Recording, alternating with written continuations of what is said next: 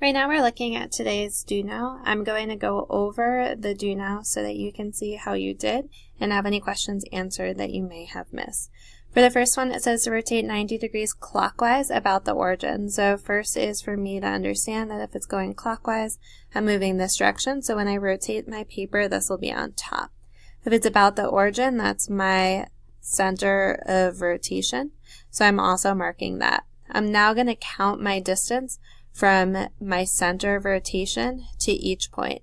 So for example, to get from my center of rotation to S, I go up 1, 2, 3, and left 1. So now I'm going to rotate my paper so that this is on top, and I'm going to go up 1, 2, 3, and left 1, and label that S prime. For R, I go up 1, left 2, so turn my paper, go up 1, left 2, and that is R prime.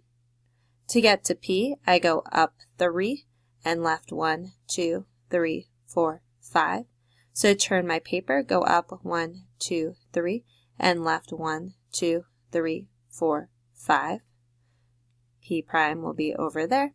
And then finally to get to Q, I go up 1, left 1, 2, 3, 4, and I turn my paper and I go up 1 and I go left 1, 2, 3, 4, and Q prime is right there. If I connect the dots, I can see my rotated figure, which each point labeled.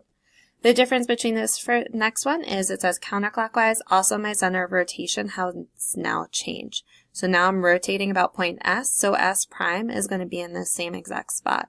Since it's counterclockwise, I'm going this way, which means that West will be on top. So for starters, to get from S to P, I go 1, 2, 3, 4. So when I turn my paper, I'm going to go left 1, 2, 3, 4. Just repeating what I did. So now this is P prime. To get from S to Q, I go down 1, 2, and left 1, 2, 3.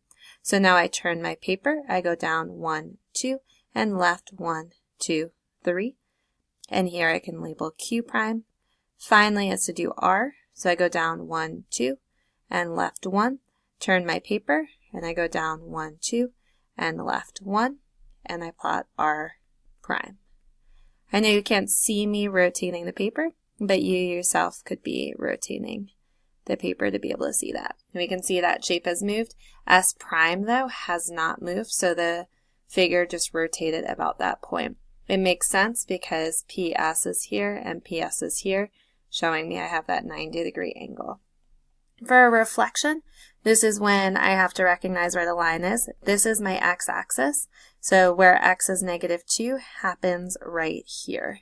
Since this is x is -2, I'm going to count the distance of each point to the line and go the same distance past. So P is 1, 2, 3 away from the line, so I'm going to go 1, 2, 3 past the line.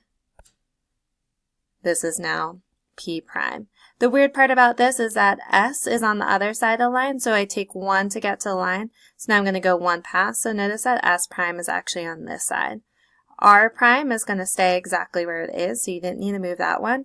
Q was 1, 2 away, so we go 1, 2 past, and Q will be on this side. So you can see our figure overlapping a bit with the line. Finally, this is a translation. It's saying x plus 3. My x-axis is this way. If I'm going right, it's positive. If I'm going left, it's negative. So this means I'm going to take each point and move it right 3. The fact that nothing's happening to y means I'm not moving up or down. I'm just taking each point and moving it right 3. So let's start with S. I go 1, 2, 3. Here's S prime. R, I go 1, 2, 3. Here's R prime. P, I go 1, 2, 3. There's P prime. And then Q, I go 1, 2, 3. And there's Q prime. Again, here's my shape.